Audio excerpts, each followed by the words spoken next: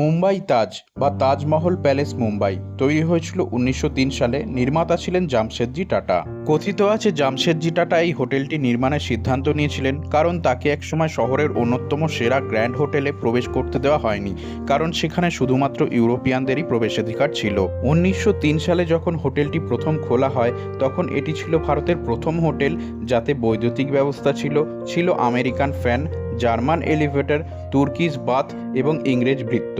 তখনকার সময়ে electric fan এবং অ্যাটাচ বাথরুম দিয়ে রুম ভাড়া ছিল মাত্র ১৩ টাকা, আর ফুল বোর্ডিংয়ের জন্য চার্জ লাগতো ২০ টাকা। ভারতের প্রথম 5 star hotel the Taj Mahal প্যালেসের room সংখ্যা আছে ৫৬০টি এবং কাজ করেন ১৬০০রও বেশি স্টাফ।